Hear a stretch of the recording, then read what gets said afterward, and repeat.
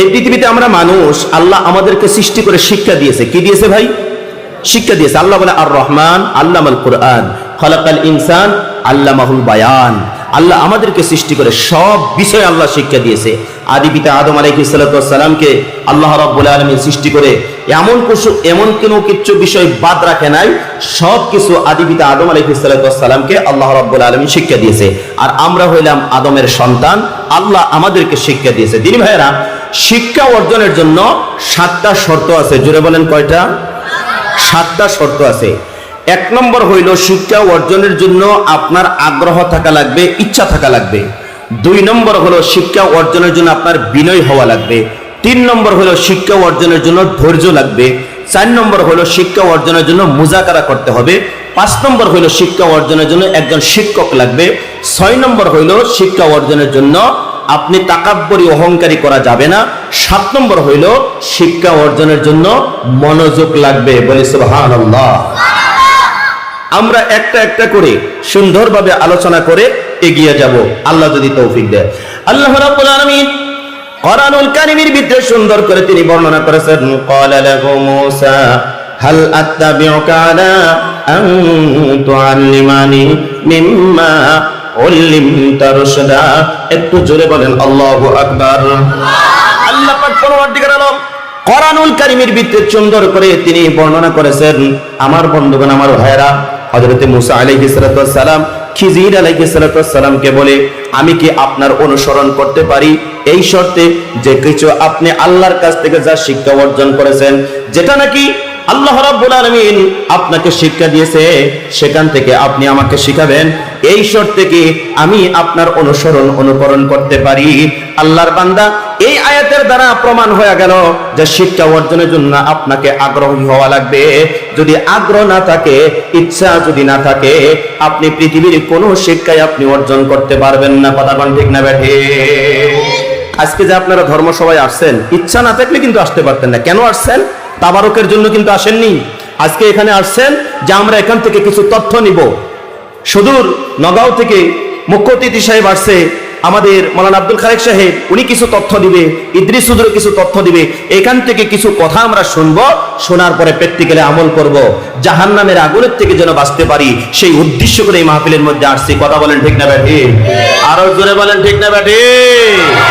দিনী ভাইয়ের আমার, শিক্ষা অর্জনের জন্য 1 নম্বর শর্ত হইল আপনাদেরকে কি করা লাগবে?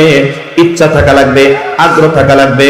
আগ্রহ যদি না থাকে গো, আপনি পৃথিবীর কোনো শিক্ষায় আপনি অর্জন করতে পারবেন না। এই মজলিসের মধ্যে আপনারা যারা বসে আছেন, যারা নাকি মাছের ব্যবসা করেন, মাছের বিজনেস যারা করেন, আপনার যদি ইচ্ছা না থাকতো আপনি মাছের বিজনেস করতে পারতেন না। ও দিনী ভাইরা, যারা নাকি হোটেল করেন, যারা নাকি চা দোকান করেন, যাদের ইচ্ছা আছে তারাই কিন্তু চা দোকান করতে পারেন। আল্লাহর বান্দা, এই চা দোকান করতে গেলে আপনি একজনের কাছ থেকে শিক্ষা অর্জন করা লাগবে। চা কিভাবে বানাতে হয়, কতখানি নিমক দিতে হয়, কতখানি চিনি দিতে হয়, কতখানি কিভাবে দিয়ে সুন্দর করে চাটা বানাইতে হয়, তবেই সে না আপনার দোকানের মধ্যে কাস্টমার আসবে। যদি আপনি না জানেন, কারো কাছ থেকে যদি শিক্ষা অর্জন যদি না করেন, আপনি দোকান দিবেন, আপনার দোকানের মধ্যে মানুষ আসবে না। কথা বলেন ঠিক না বেঠে? সেই জন্য দাদু ভাইয়ের আমার, যে কোনো শিক্ষা অর্জনের জন্য আপনার আগ্রহ থাকা লাগবে, ইচ্ছা থাকা লাগবে। এই মজলিসের মধ্যে অনেক মানুষ আপনারা বসে গেছেন, কেউ আছেন টাইলস মিস্ত্রি, কেউ আছেন রাজমিস্ত্রি। আল্লাহর বান্দা, ইচ্ছা আছে বলে আপনি টাইলসের কাজ করা শিখতে পারছেন, রাজমিস্ত্রির কাজ শিখতে পারছেন, দোকানদারি শিখতে পারছেন, মাস্টার হতে পারছেন, ডক্টর হতে পারছেন, অ্যাডভোকেট হতে পারছেন। ইচ্ছা নাই, আপনি ডক্টর হতে পারবেন না, অ্যাডভোকেট হতে পারবেন না, ব্যবসায়ী হতে পারবেন না, কৃষক হতে পারবেন না। ইচ্ছা থাকলে সবকিছু পারা যায়। জোরে বলেন কথা ঠিক না বেঠে?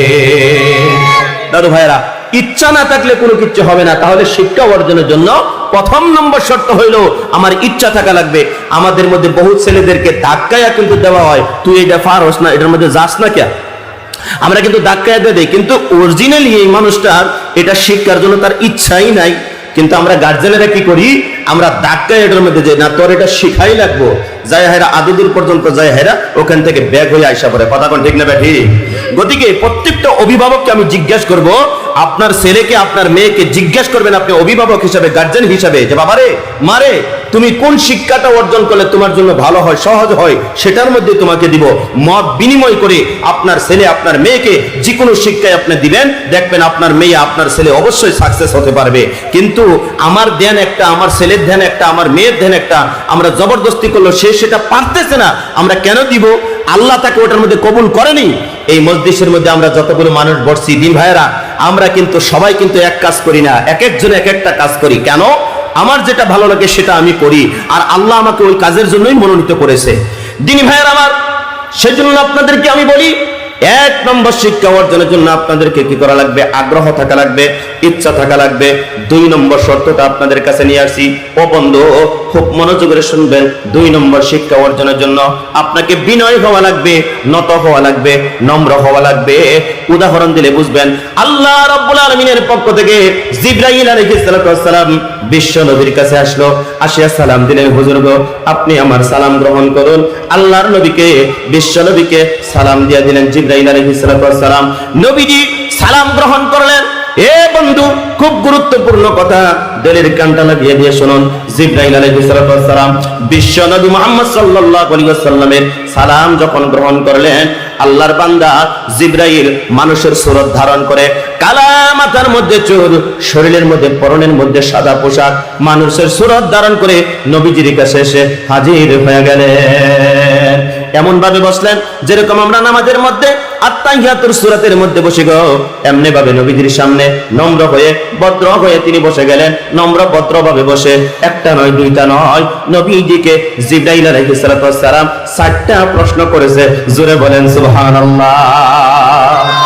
নবীজিকে জিবরাইল আলাইহিস সালাম কয়টা প্রশ্ন করছে? 4টা প্রশ্ন করছে। মনে রাখবেন, এই যে জিজ্ঞাসা করলে 2টা লাভ। একটা লাভ হইলে আপনার মনে থাকবো, দ্বিতীয় নম্বর হলো চোখে ঘুম লাগবার ছেলে ঘুম লাগতো না, যার জন্য বক্তারা বয়ানের সাথে সাথে আপনাদেরকে জিজ্ঞাসা করে। অনেক মানুষ আছে কোরআন হাদিস শুনতে গিয়া ঘুম লাগে যায়, কথা কোন ঠিক না বেঠি? তিনি ভাইয়ের আমার, হযরত জিবরাইল আলাইহিস সালাম একটা নয়, দুইটা নয়, 4টা প্রশ্ন বিশ্ব নবী মুহাম্মদ সাল্লাল্লাহু আলাইহি ওয়াসাল্লামকে করলেন। 1 নম্বর প্রশ্ন হলো, আমার দিকে তাকান। 1 নম্বর প্রশ্ন হলো আল্লাহ রাব্বুল আলামিনের বান্দা। 1 নম্বর প্রশ্ন হলো ইসলাম, 2 নম্বর প্রশ্ন হলো ঈমান, 3 নম্বর প্রশ্ন হলো ইহসান, 4 নম্বর প্রশ্ন হলো কিয়ামত। জিবরাইল বিশ্ব নবীকে করলো এবং অ্যানসার দিয়ে, সালাম কালাম দিয়ে নবীজির কাছ থেকে চলে গেল। আল্লাহর নবী মুহাম্মদ রাসূলুল্লাহ সাল্লাল্লাহু আলাইহি ওয়াসাল্লাম সাহাবীদেরকে প্রশ্ন করলেন, ও রাসূলুল্লাহর সাহাবীরা, অল্প আগে মানুষটার সঙ্গে যে কথা বললাম, এই মানুষটাকে কি তোমরা চিনো? তখন সাহাবারা বললেন, হুজুর, জীবনে কোনোদিন এই মানুষটাকে দেখি নাই, আমরা কেমনে করে চিনবো? আল্লাহর নবী বললেন, এটা মানুষ না, কিন্তু মানুষের সুরত ধারণ করে আল্লাহর পক্ষ থেকে জিবরাইল আমিন আসলো, 4টা প্রশ্ন করলো, আমি নবীকে প্রশ্ন করলো, অ্যানসার দিয়া আমি নবীকেও শিখাইলো এবং তোমাদেরকেও শিক্ষা দিয়ে গেল। একটা জবানও বন্ধ রাখবেন না। জোরে বলা যায় কিনা সুবহানাল্লাহ?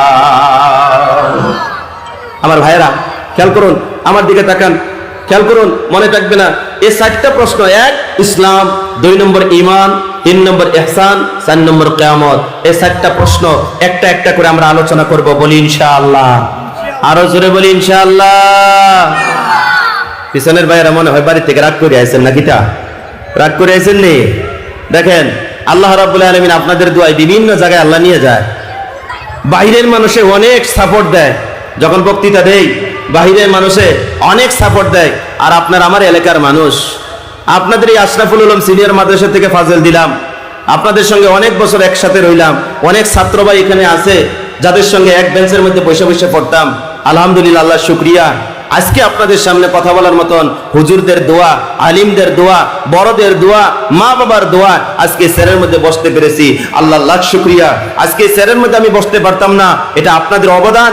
আজকে যদি আশরাফুল উলুম সিনিয়র মাদ্রাসা যদি আপনারা না বানাইতেন, তাহলে আমার মতন ইদ্রিস এখানে অধ্যয়ন করতে পারতাম না। আজকে এই আশরাফুল উলুম সিনিয়র মাদ্রাসায় পড়ার বিনিময় ইংরেজি কিছু বলতে না পারলেও কিছু বুঝি। দিনী ভাইয়েরা, আসামিজ কিছু পড়তে পারি। আজকে এই মাদ্রাসার মাধ্যম দিয়া অনেকটা শিক্ষা আমি অর্জন করছি, যার জন্য আল্লাহ রব্বুল আলামিন এই মাঠে হয়তো কবুল করেছে। কিন্তু অবদান আপনাদের 10 টাকা, 20 টাকা, 50 টাকা দিয়ে সাহায্য করেছিলেন। এই মাদ্রাসা আপনারা সর্বপ্রথম নির্মাণ করেছিলেন। দোয়া করছি এই মজলিসের থেকে আল্লাহ, যারা এই সিনিয়র মাদ্রাসা নির্মাণ করে কবরে শুয়ে আছে, এই পাশেই যারা কবরে শুয়ে আছে, এই মজলিসের থেকে দোয়া করছি আল্লাহ, তাদের কবরগুলোকে তুমি জান্নাতের বাগান বানিয়ে দাও। একটু জোরে বলেন আমিন, আরো জোরে বলেন আমিন। কষ্ট হইতেছে বাজান?